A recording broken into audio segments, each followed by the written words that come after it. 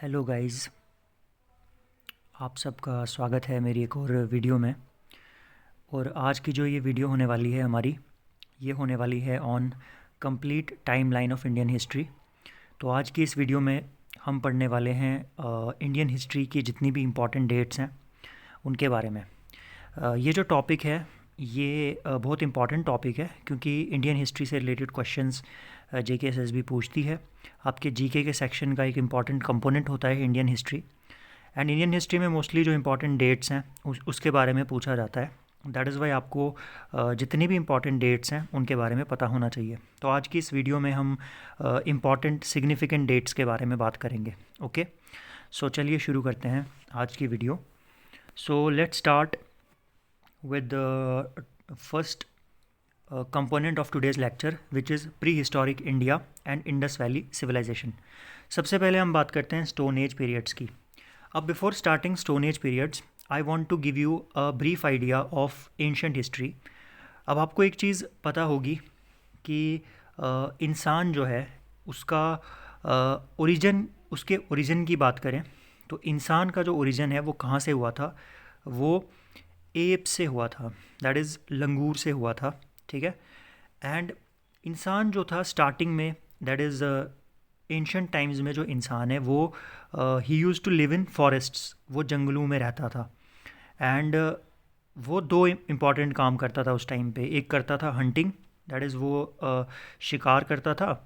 और दूसरा इम्पॉर्टेंट काम जो इंसान उस टाइम पे करता था दैट वाज गैदरिंग। तो हंटर गैदरर जो स्टेज हम इसको बोलते हैं। अब गैदरिंग में क्या होता है कि इंसान जंगलों में रहता था, तो जंगल में जितने भी उसको वाइल्ड फ्रूट्स मिलते थे या वाइल्ड वेजिटेबल्स मिलते थे उनको वो खाता था। एंड जानवरों का शिकार करने के लिए जो है उसको ही नीडेड सम इक्विपमेंट्स, उसको कुछ वेपन्स चाहिए थे। और वो वेपन्स जो है उस टाइम पे स्टोन के बने होते थे। एंड बिकॉज जितने भी वेपन्स उस टाइम पे इंसान यूज़ करता था वो स्टोन के बनाता था, पत्थर के बनते थे। तो दैट इज़ वाई उस टाइम को हम लोग स्टोन एज पीरियड बोलते हैं। अब स्टोन एज पीरियड की शुरुआत इंडिया में कहाँ हुई?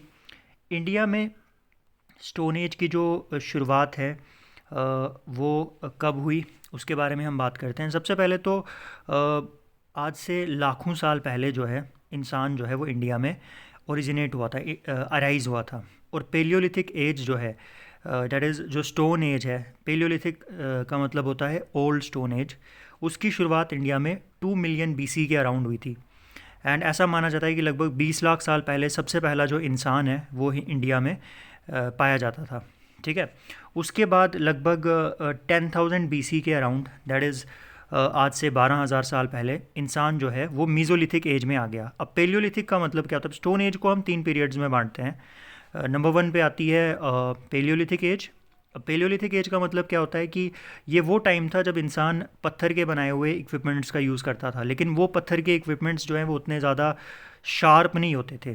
ठीक है। उसके बाद इंसान जो है उसने छोटे स्टोन टूल्स बनाना शुरू किया। ठीक है। और शिकार करने के लिए जो है पत्थर के टूल्स का यूज़ उसने स्टार्ट किया। एंड उस टाइम को हम मीज़ोलिथिक एज बोलते हैं। और मीज़ोलिथिक एज जो है वो 10,000 BC के अराउंड स्टार्ट हुई। तो आपको बस याद रखना है कि कौन से टाइम पे कौन सी एज स्टार्ट हुई। एंड देन जो नियोलिथिक एज है, नियोलिथिक एज की शुरुआत जो है लगभग 7,000 BC में हुई थी। आपसे पूछा जा सकता है कि बताओ नियोलिथिक एज कहाँ पे अपेयर हुई थी? ठीक है, मेहरगढ़ में हुई थी। और नियोलिथिक एज का इंपॉर्टेंट फीचर क्या है ये भी आपसे पूछा जा सकता है कि नियोलिथिक एज में जो इंसान है उसने खेती बाड़ी करना जो है वो स्टार्ट किया था और जानवरों को पालना भी स्टार्ट किया था।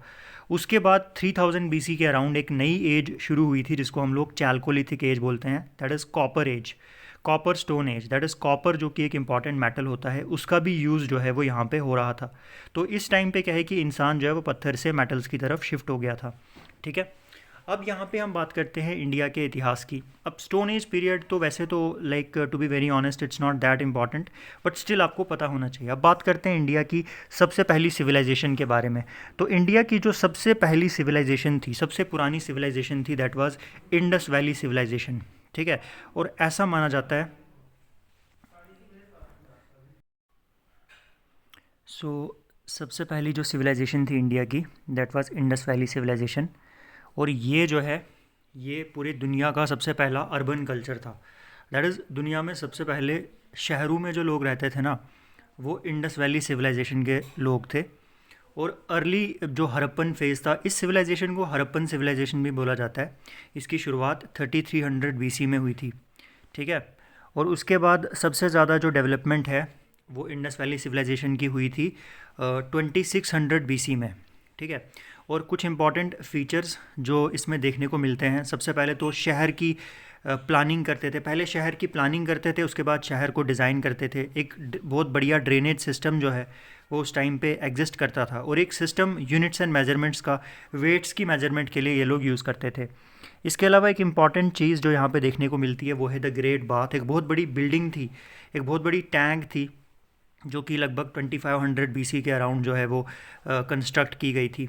1900 बीसी के अराउंड ये जो सिविलाइजेशन है, इंडस वैली सिविलाइजेशन, ये डिक्लाइन होने लग गई, ये ख़त्म होने लग गई, बिकॉज क्लाइमेट चेंज हो गया। नदी जो बहती थी, नदियाँ, उन्होंने अपना जो रास्ता है वो चेंज कर दिया। एंड 1300 बीसी में ये जो सिविलाइजेशन है, इंडस वैली सिविलाइजेशन, ये ख़त्म हो गई, ठीक है। अब यहाँ पे इंडस वैली सिविलाइजेशन जब एंड हुई तो उसके बाद क्या हुआ, उसके बाद इंडियन सब कॉन्टिनेंट में एक नया युग जो है वो शुरू हुआ, जिसको हम वैदिक एज बोलते हैं। अब वैदिक एज में क्या हुआ, वैदिक एज में सबसे पहले 1500 बीसी में क्या हुआ, 1500 बीसी में जो आर्यंस थे वो इंडिया में आए, ठीक है। कुछ लोगों की थियरीज़ हैं कि जो टर्की था, ठीक है, वहाँ से जो है, दैट इज़ सेंट्रल एशिया से वो इंडिया में आए थे, और कुछ लोगों का मानना है कि वो यूरोप से आए थे, ठीक है। तो डिफरेंट थियरीज़ जो है वो इसको लेके दी गई है। अब 1500 बीसी में जो आर्यंस हैं वो इंडिया में अराइव हुए, और जब वो इंडिया में आए तो उनके यहाँ आने से क्या हुआ, अर्ली वैदिक एज जो है उसकी शुरुआत हुई। और सबसे पहला वेद जिसकी कंपोजिशन हुई थी दैट वाज ऋग्वेदा, ठीक है। ऋग्वेदा की रचना की गई। तो आपसे पूछा जा सकता है कि बताओ सबसे पहले कौन से वेद की रचना हुई है, सो दैट इज़ ऋग्वेदा। कब हुई इसकी रचना, 1500 बीसी में। उसके बाद 1000 बीसी में क्या हुआ, लेटर वैदिक एज की शुरुआत हुई। और पहले क्या था कि जो स्टार्टिंग में जो वैदिक पीरियड थे, जो आर्यंस थे वो नॉर्थ वेस्ट में रहते थे, पंजाब का जो रीजन है वहाँ पे रहते थे। 1000 बीसी में क्या हुआ, उन्होंने गंगा को क्रॉस किया, ईस्ट डायरेक्शन में आए, और वो गंगा के प्लेन्स में, यूपी बिहार के जो रीजन्स में है वो रहने लग गए, ठीक है। इसके बाद बात करें 1200 बीसी में क्या हुआ, 1200 बीसी में जो ऋग्वेदा है उसको कंप्लीट किया गया, जो कि हिंदुइज़्म की सबसे पुरानी और पवित्र जो पुस्तक है वो मानी जाती है। फिर 800 टू 600 बीसी में, लेटर वैदिक पीरियड में, उपनिषद्स जो है उनको, उनकी रचना हुई। फिलोसफिकल टेक्स्ट्स जो हैं जिसमें स्पिरिचुअलिटी की बात की गई थी, उनकी रचना जो है वो हुई। इसके बाद क्या हुआ, इसके बाद और ये जो इम्पोर्टेंट टेक्स्ट थे ये हिंदुइज़्म से रिलेटेड थे। उसके बाद क्या हुआ, उसके बाद कुछ और रिलीजन्स जो है उनका ओरिजिन हुआ। सबसे पहले ओरिजिन हुआ बुद्धिज़्म का। 563 बीसी में क्या हुआ, गौतम बुद्धा का जन्म हुआ लुम्बिनी में। और गौतम बुद्धा जो थे उन्होंने पूरे विश्व को जो है 4 सच्चाइयों के बारे में बोला, और एक पाथ, एक रास्ते की बात की जिसमें 8 स्टेप्स इन्वॉल्व थे। उन्होंने कहा कि लोगों का जो जीवन है उसमें जितनी भी सफरिंग है, जितना भी दुख दर्द है, वो ख़त्म हो सकता है अगर इंसान अपने आप को सारी डिज़ायर्स से जो है वो डिटैच करे, सारी डिज़ायर्स को ख़त्म कर दे। 483 बीसी में क्या हुआ कि जो बुद्धा थे उन्होंने कुशीनगर में महापरिनिर्वाणा जो है उसको अटेन किया, और अल्टीमेटली जो उनका जो जन्म मरण का जो साइकिल था उससे वो रिलीज़ हो गए, ठीक है। इसके बाद एक और रिलीजन यहाँ पे एमर्ज हुआ जिसको हम बोलते हैं जैनिज़्म। 527 बीसी में महावीर का जन्म हुआ, जो कि 24th तीर्थंकर थे, और जैन की जितनी भी टीचिंग्स थे उनको दोबारा से जो है लोगों तक पहुंचाने का काम किया। उन्होंने नॉन वायलेंस की बात की। उन्होंने कहा कि कोई भी इंसान किसी दूसरे इंसान को हिंसा नहीं पहुंचाना चाहिए। सच्चाई की बात की उन्होंने, और एसिटिज़म, दैट इज़, उन्होंने कहा कि हमें बिल्कुल अपने जीवन में जो है एकदम ही शांति प्रिय जीवन बिताना चाहिए। फिर 468 बीसी में महावीरा ने जो है निर्वाणा अटेन किया, और जीवन जो जन्म मरण का जो ये साइकिल है उससे उनको लिबरेशन मिली, आज़ादी मिली, ठीक है। उसके बाद एक इम्पॉर्टेंट एम्पायर जो है उसकी शुरुआत इंडिया में हुई, जिसको हम बोलते हैं मौर्यन एम्पायर, ठीक है। मौर्यन एम्पायर में क्या हुआ, मौर्यन एम्पायर में सबसे पहले 322 बीसी में जो चंद्रगुप्त मौर्य था तो मौर्यन एम्पायर का फाउंडर था चंद्रगुप्त मौर्य। उसने नंदा डायनेस्टी को हराया। एक उसका गुरु था चाणक्य, उसकी गाइडेंस से उसने उनको हराया, और इस तरीके से हिंदुस्तान में, इंडियन सब कॉन्टिनेंट में मौर्यन एम्पायर जो है वो इस्टेब्लिश हुआ। उसके बाद 305 बीसी में क्या हुआ, 305 बीसी में सिल्यूकस निकेटर जो कि ग्रीस का एक शासक था, उसके साथ एक समझौता जो है वो किया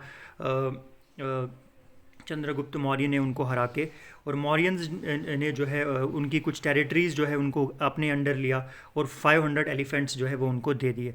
फिर 273 बीसी में अशोका जो है वो शासक बन गया। सक्सेशन वॉर के बाद अपने भाइयों के साथ जो है उसने एक बहुत लंबी जंग लड़ी, ठीक है। और स्टार्टिंग में जब अशोका किंग बना तो उसने बहुत सारे नए नए रीजन्स को जो है वो कैप्चर किया। उसके बाद 261 बीसी में कलिंगा वॉर जो है वो लड़ा गया। तो उसके बाद क्या हुआ कि बहुत सारे लोग जो है वो मर गए। तो अशोका जो है ये सब देख के बहुत ज़्यादा दुखी हो गया, और उसने बुद्धिज़्म को जो है वो अडॉप्ट किया, और उसने कहा कि उसने हिंसा के रास्ते को त्याग दिया और धम्मा जो है उसको अडॉप्ट किया। फिर 250 बीसी में थर्ड बुद्धिस्ट काउंसिल जो है वो पाटलिपुत्रा में हुआ था अशोका के अंडर, ठीक है। और अशोका ने जो है बुद्धिज़्म को प्रीच करने के लिए अपने जो मिशनरीज़ थे, अपने जो दूत थे, उनको पूरे दुनिया में भेजा था। फिर 230 बीसी में अशोका की डेथ हो गई, और अशोका का जो एम्पायर है वो डिक्लाइन होने लग गया, क्योंकि अशोका के बाद जो उसके जो सक्सेसर्स थे वो उतने ज़्यादा काबिल नहीं थे।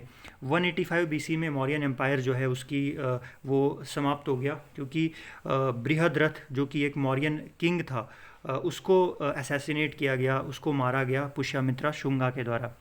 उसके बाद क्या हुआ, उसके बाद मौर्यंस के बाद जो है कुछ और डायनेस्टीज़ आई जिन्होंने रूल किया। मौर्यास जब 185 बीसी में जब ये कोलैप्स हो गए, जब ये ख़त्म हो गए, तो उसके बाद शुंगा डायनेस्टी ने जो है इनको रिप्लेस किया। शुंगा डायनेस्टी जो पुष्यमित्रा शुंगा के अंडर थी। उसके बाद डेक्कन रीजन में, दैट इज़ साउदर्न रीजन में, एक और किंगडम एराइज हुआ जिनको सतवाहनास बोलते हैं, 1st सेंचुरी बीसी में, ठीक है। 78 सी में क्या हुआ कि एक और शासक आया जिसका नाम था कनिष्का, और उसने जो है उसने अपने एक नए एरा की शुरुआत की जिसको हम कुशन एरा बोलते हैं, ठीक है। और कनिष्का ने जो है फोकस किया सिल्क रूट पे। सिल्क रूट एक रूट था जो चाइना, इंडिया और सेंट्रल एशिया के थ्रू जाता था, जिसके थ्रू मेजर जो व्यापार है वो होता था, और कनिष्का ने इसकी शुरुआत की, और कनिष्का ने जो है बुद्धिज़्म को बहुत ज़्यादा सपोर्ट किया। 2nd सेंचुरी में क्या हुआ, 2nd सेंचुरी में संगम लिटरेचर बहुत ज़्यादा पॉपुलराइज हुआ साउथ इंडिया में। बहुत सारी लिटरेचर्स, तमिल लैंग्वेज को बहुत ज़्यादा प्रमोट किया गया, ठीक है। तो इसके बाद अगर हम बात करें तो कुछ इंपॉर्टेंट डेट्स की बात करते हैं। इसके बाद एक नया एरा जो है वो इंडियन इतिहास में शुरू हुआ, that is called is Gupta empire. और गुप्ता एम्पायर जो है इसको कुछ लोग golden age of Indian history भी बोलते हैं। गुप्ता एम्पायर में कुछ इंपॉर्टेंट रूलर्स के बारे में बात करते हैं। सबसे पहले चंद्रगुप्ता वन। तो चंद्रगुप्ता वन जो था ये he was different from Chandragupta Maurya. इसने गुप्ता एम्पायर की फाउंडेशन रखी, ठीक है। लिच्छवी प्रिंसेस के साथ इसने शादी की, ठीक है।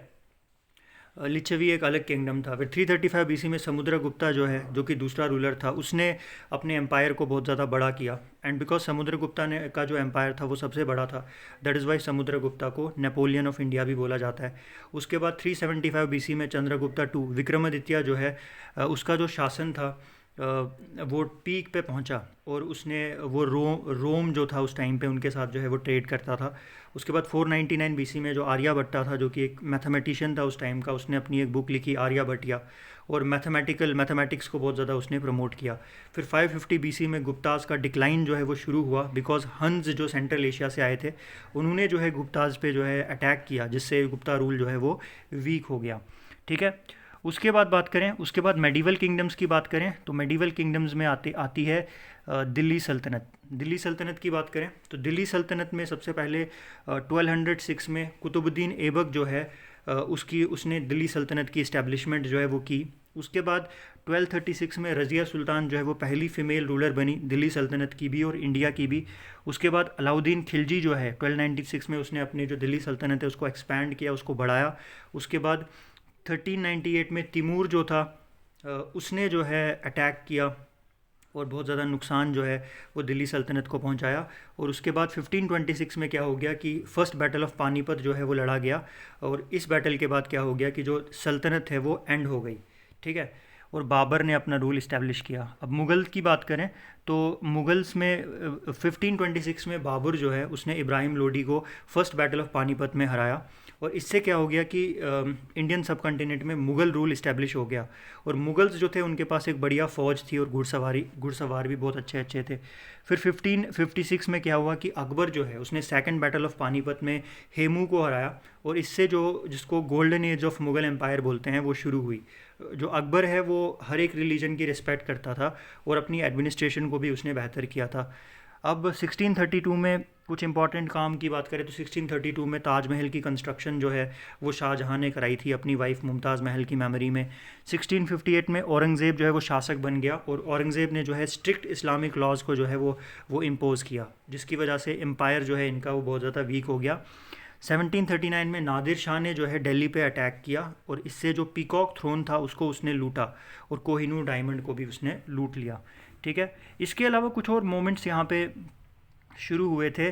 फॉर एग्जांपल भक्ति मूवमेंट की शुरुआत हुई थी, तो 12th सेंचुरी में भक्ति मूवमेंट की शुरुआत साउथ इंडिया में हुई, और ये जो लोग थे ये बोलते थे कि हमें ज़्यादा क्रियाकर्म जो है उसमें बिलीव नहीं करना है, हम लोग अपनी श्रद्धा में बिलीव करते हैं। 15th सेंचुरी में कुछ इंपॉर्टेंट संत थे, for example Kabir and Guru Nanak, इन्होंने जो है एकता की बात की, इन्होंने कास्ट डिस्क्रिमिनेशन के खिलाफ आवाज़ उठाई, और इन्होंने कहा कि हमें डायरेक्टली गॉड की जो है वर्शिप करनी चाहिए। फिर सूफ़ी मूवमेंट जो मिस्टिकल इस्लामिक ट्रेडिशन था जिसमें लव एंड डिवोशन को प्रमोट किया गया, सूफ़ी सेंट्स ने खानकाज इस्टेब्लिश किए, ऐसे सेंटर्स इस्टेब्लिश किए जहाँ पे वो लोग अपनी जो लोगों को जो है ज्ञान देते थे। इस्लाम को जो है म्यूज़िक के थ्रू जो है वो फैलाया गया, और पोइट्री को के थ्रू फैलाया गया, और हिंदू मुस्लिम भाईचारे की बात की गई। उसके बाद यूरोपियंस जो है वो इंडिया में आए। 1498 में वास्को डा गामा जो है वो कैलिकट में पहुंचा, जिससे जो एक सी रूट था इंडिया का वो ओपन अप हो गया। 1600 में जो ब्रिटिश ईस्ट इंडिया कंपनी थी उसकी फॉर्मेशन हुई। 1612 में बैटल ऑफ स्वेली जो है वो लड़ा गया, जिससे ब्रिटिश जो है उनका कंट्रोल जो है कहीं ना कहीं इंडिया पे थोड़ा सा आ गया। एंड उसके बाद 1664 में फ्रेंच ईस्ट इंडिया कंपनी भी बनाई गई। अब ब्रिटिशर्स के टाइम पे क्या क्या हुआ था, कुछ इंपॉर्टेंट बैटल्स लड़े गए थे, ये सबसे इंपॉर्टेंट है from a competitive point of view, specially JKSSB, because freedom ये पूछते हैं। सबसे पहले 1757 में बैटल ऑफ प्लेसी लड़ा गया। तो बैटल ऑफ प्लेसी में क्या हुआ, बैटल ऑफ प्लेसी में जो रॉबर्ट क्लाइव था उसने सिराजुद्दौला को हराया, क्योंकि जो मीर जाफ़र था जो कि कमांडर था सिराजुद्दौला का, उसने उसको धोखा दिया। तो इससे क्या हो गया कि जो बंगाल का रेवेन्यू था, दैट इज़ बंगाल में जो टैक्स कलेक्शन होती थी, वो ब्रिटिशर्स के अंडर आ गई, और ब्रिटिशर्स का जो रूल है वो इंडिया में स्टार्ट हुआ। उसके बाद 1764 में बैटल ऑफ बक्सर जो है वो लड़ा गया। अब इस बैटल में क्या हुआ, जो ब्रिटिशर्स थे, जो अंग्रेज़ थे, उन्होंने शाह आलम टू, शुजाउद्दौला और मीर कासिम की आर्मीज़ को कंबाइन किया। ठीक है, और बंगाल, बिहार और उड़ीसा, ये 3 प्रोविंसेस जो उस टाइम पे थे, इनके रेवेन्यू कलेक्ट करने के जो राइट्स हैं, अधिकार है, वो ऑब्टेन किए। उसके बाद 1773 में क्या हुआ, 1773 में एक एक्ट लाया गया जिसको हम बोलते हैं रेगुलेटिंग एक्ट। ठीक है, तो ईस्ट इंडिया कंपनी जो है उसमें कुछ रूल्स एंड रेगुलेशंस बनाए जाए। तो इसमें क्या है, इसमें governor general of Bengal establish किया गया। ठीक है, तो रेगुलेटिंग एक्ट आपसे पूछा जा सकता है कि बताओ कौन से एक्ट के अकॉर्डिंग गवर्नर जनरल जो है बंगाल का वो इस्टेब्लिश किया गया था। तो that was established under 1773 regulating act. और वैरन हेस्टिंग्स जो था उसको first governor general of Bengal enact किया गया। तो this is a very important question, पूछा जा सकता है कि बताओ पहला गवर्नर जनरल ऑफ बंगाल कौन था। That was Warren Hastings. ठीक है, और सुप्रीम कोर्ट की क्रिएशन भी यहाँ पे हुई। तो पूछा जा सकता है कि सुप्रीम कोर्ट कौन से एक्ट के अंडर बनी थी, तो 1773 रेगुलेटिंग एक्ट के अंडर। उसके बाद 1784 पिट्स इंडिया एक्ट। तो इससे क्या हो गया कि जो पार्लियामेंट था, दैट इज़ जो ब्रिटिश गवर्नमेंट थी, उनका जो कंट्रोल था ईस्ट इंडिया कंपनी के ऊपर वो बढ़ गया था। ठीक है, एक बोर्ड ऑफ कंट्रोल जो है वो क्रिएट किया गया, ताकि इंडिया में जो भी काम कंपनी कर रही थी उसको जो है देखा जाए। एक डुअल गवर्नमेंट सिस्टम इस्टेब्लिश किया गया, जहाँ पे कुछ पावर्स कंपनी के पास, कंपनी को दी गई और क्राउन को दी गई। तो बोर्ड ऑफ कंट्रोल्स कब इस्टेब्लिश हुआ था, कौन से एक्ट के अंडर इस्टेब्लिश हुआ था, this is something you should know. उसके बाद 1799 में टिपू सुल्तान की डेथ हुई। तो 4th एंग्लो मैसूर वॉर लड़ा गया। एंग्लो मैसूर वॉर जो कि अंग्रेज़ों और मैसूर के बीच में लड़ा गया था। तो ये 4th मैसूर वॉर जो है ये जब एंड हुआ तो टिपू सुल्तान जो है उसकी डेथ हुई, बिकॉज वो श्रीरंगपटना को जो है वो डिफेंड कर रहा था। तो ब्रिटिशर्स जो अंग्रेज़ थे उन्होंने मैसूर की टेरिटरीज़ को जो है कैप्चर किया, और जो एक मेजर पावर थी साउथ में जो अंग्रेज़ों को इंडिया कैप्चर करने से रोक रही थी, उसको भी उन्होंने हरा दिया। उसके बाद 1818 में क्या हुआ, 1818 में इन लोगों ने मराठास को हराया। ठीक है, थर्ड एंग्लो मराठा वॉर जो है वो एंड हुआ। ब्रिटिशर्स जो है वो जीत गए, पेशवा बाजीराव टू को इन्होंने हराया, जिससे मराठा कन्फिडरेसी जो थी, जो मराठास का एक वर्चस्व था, वो ख़त्म हो गया और ब्रिटिशर्स की जो पावर थी वो और ज़्यादा स्ट्रांग हो गई। फिर 1857 में रिवॉल्ट ऑफ 1857 हुआ, जिसको सिपाही म्यूटिनी या फर्स्ट वॉर ऑफ इंडिपेंडेंस भी बोलते हैं, क्योंकि मेन जो रीज़न था कि क्यों ये रिवॉल्ट हुआ था, क्योंकि एक अफवाह फैलाई गई थी कि जो कारतूस थी उसमें उसमें जो फ़ैट लगाया हुआ था वो एनिमल फ़ैट था, एंड हिंदूज़ को बोला गया कि ये काऊ का फ़ैट है, एंड मुस्लिम्स को बोला गया कि ये जो है पोर्क का फ़ैट है। ठीक है, 1858 तक जो है ये रिवॉल्ट रहा, बट अल्टीमेटली जो ब्रिटिशर्स थे वो सक्सेसफुल हो गए और मुग़ल रूल जो है वो यहाँ पे पूरी तरीके से प्रैक्टिकली एंड हो गया। फिर 1858 में क्या हो गया कि क्राउन रूल, अब जो क्राउन था, अब जो ब्रिटिश पार्लियामेंट था, उन्होंने डायरेक्टली जो है वो इंडिया को रूल करना जो है वो स्टार्ट किया। तो इससे जितनी भी पावर्स थी, पहले क्या था कि ईस्ट इंडिया कंपनी जो है वो मेजरली इन्वॉल्व था इंडिया को गवर्न करने में, लेकिन अब जो ईस्ट इंडिया कंपनी की सारी पावर्स थी वो ब्रिटिश क्राउन के पास चली गई और पहला लॉर्ड वाइसरॉय अपॉइंट किया गया, Lord Canning. So again very important कि पूछा जा सकता है कि बताओ पहला वाइसरॉय किसको अपॉइंट किया गया था, तो लॉर्ड कैनिंग को अपॉइंट किया गया और क्वीन विक्टोरिया जो है वो इंडिया की एम्प्रेस बन गई, रानी बन गई। उसके बाद फ्रीडम स्ट्रगल में सबसे पहला important event 1885 Indian National Congress की फॉर्मेशन हुई। तो A.O. Hume, Elon Octavian Hume ने जो है बॉम्बे में इंडियन नेशनल कांग्रेस जो है उसको इस्टेब्लिश किया। पहली फेज़, स्टार्टिंग की जो फेज़ थी कांग्रेस की, उसको मॉडरेट पीरियड बोलते हैं, बिकॉज ये लोग जो है ये अपने राइट्स की डिमांड करते थे। ठीक है, और ये चाहते थे कि इंडियन लोगों की जो रिप्रेजेंटेशन है वो सरकार में बढ़ जाए, ताकि वो अपनी डिमांड्स जो है वो अंग्रेज़ों से मांगे। फिर 1905 में क्या हुआ, 1905 में पार्टीशन ऑफ बंगाल हुआ, बंगाल का विभाजन हुआ। लॉर्ड कर्जन, अगेन इंपॉर्टेंट पता होना चाहिए कि किसने जो है बंगाल का विभाजन किया था। तो रिलीजियस लाइंस के ऊपर, धर्म के बेसिस पे जो है लॉर्ड कर्जन ने बंगाल के दो हिस्से कर दिए, जिससे क्या हो गया, उसके बाद स्वदेशी मूवमेंट स्टार्ट हुआ। दैट इज़ जो कुछ इंपॉर्टेंट लीडर्स थे इंडिया के, वो यहाँ के लोगों को बोलने लगे कि वो लोकल चीज़ों का यूज़ करने लगे, अंग्रेज़ों की बनाई हुई चीज़ों को लोग बाइकआउट करने लगे और लोकल प्रोडक्ट्स को जो है प्रमोट किया जाने लगा। ठीक है, उसके बाद 1911 में पार्टीशन ऑफ बंगाल जो था उसको हटाया गया, बिकॉज बहुत सारे लोगों ने इसके खिलाफ प्रोटेस्ट जो है वो किए थे। उसके बाद 1916 में क्या हुआ, 1916 में एक समझौता हुआ जिसको हम बोलते हैं लखनऊ पैक्ट, और ये जो समझौता है ये इंडियन नेशनल कांग्रेस और मुस्लिम लीग के बीच में हुआ था, क्योंकि दोनों की डिमांड थी कि हमको आज़ादी चाहिए, इंडियंस जो है वो खुद को खुद गवर्न करने चाहिए। पहली बार जो है वर्ल्ड वॉर 1 के टाइम जो है हिंदूज़ एंड मुस्लिम्स में यूनिटी देखी गई थी कुछ टाइम के लिए। फिर 1917 टू 1919 अर्ली सत्याग्रह, चंपारण सत्याग्रह जो कि इंडिगो प्लांटेशन सिस्टम के अगेंस्ट हुआ था। खेदा सत्याग्रह 1918 में जो फैमीन हुआ था, जो अकाल पड़ा था, उस टाइम पे लोगों को टैक्स रिलीफ मिले, उसके खिलाफ हुआ था। और रोलैट एक्ट के अगेंस्ट भी जो है हुआ था, जिसकी वजह से बहुत सारे प्रोटेस्ट हुए थे। उसके बाद जलियांवाला बाग 1919 में हुआ। तो जो जनरल डायर था उस टाइम पे, उसने बहुत सारे जो लोग थे अमृतसर में उनके ऊपर गोलियां चलाई, लगभग 380 से ज़्यादा लोग मर गए। तो ये इससे जो इंडियंस के लिए जो अंग्रेज़ों की तरफ जो नफ़रत थी वो और ज़्यादा बढ़ गई। फिर 1920 to 1922 non cooperation movement, Gandhi का पहला मूवमेंट जिसमें बहुत सारे लोग इन्वॉल्व थे। इंडियंस ने, जितने भी लोग जो गवर्नमेंट पोस्ट पे काम करते थे, उन्होंने रिज़ाइन दे दिया, कोर्ट्स को बॉयकॉट करने लग गया। जो लोग लॉयर्स थे उन्होंने कोर्ट्स में जाने से मना कर दिया, स्कूल्स में जाने से जो है बच्चों ने मना कर दिया, फ़ॉरेन कपड़ा जो है उसको जलाया गया, और चौरी चौरा इंसिडेंट के बाद ये जो मूवमेंट है ये एंड हो गया। फिर 1930 में क्या हुआ, 1930 में दांडी मार्च हुआ, 240 मील का एक लंबा मार्च हुआ, ताकि सॉल्ट मोनोपोली जो है उसको तोड़ा जाए। सिविल डिसोबीडियंस मूवमेंट की शुरुआत हुई, जहाँ पे लाखों करोड़ों लोगों को जो है वो इकट्ठा किया गया। ठीक है, और ये जो मूवमेंट था सिविल डिसोबीडियंस मूवमेंट, ये पूरे हिंदुस्तान में फैल गया।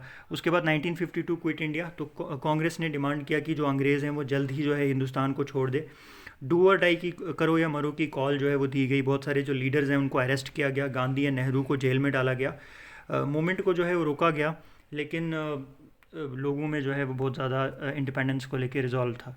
फिर 1946 to 47 path to freedom, cabinet mission जो है उसने कहा कि इंडिया में जो है एक फेडरल स्ट्रक्चर बनाया जाएगा, पावर को डिस्ट्रीब्यूट किया जाएगा। फिर डायरेक्ट एक्शन डे 1946, उससे क्या हो गया कि कम्युनल वायलेंस हुई।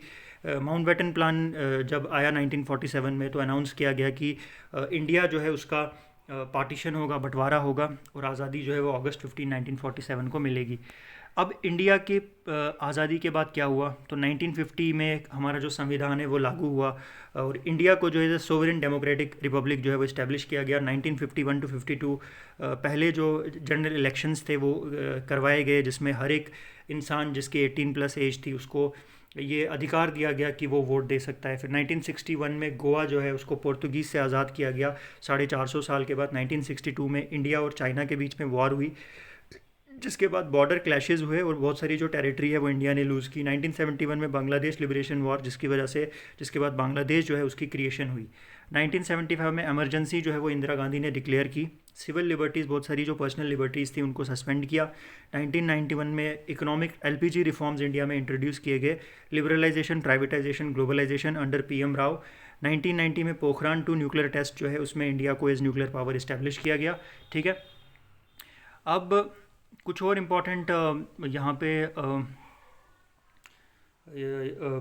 डेज़ की हम बात करते हैं जो यहाँ पे आते हैं। ठीक है, अब एग्जामिनेशन पॉइंट ऑफ व्यू से इंपॉर्टेंट डेज़ कौन कौन से हैं। Indus Valley mature phase 2600 BC, Buddha's birth 563 BC, Mauryan empire start 322 BC, Kalinga war 261 BC, Gupta empire की शुरुआत 320 BC, ठीक है, दिल्ली सल्तनत की शुरुआत 1206, Mughal empire start 1526, battle of Plassey 1757, revolt of 1857, Indian National Congress 1885, Quit India movement 1942, independence 1947, republic day, JNK reorganization act. Important from JNK point of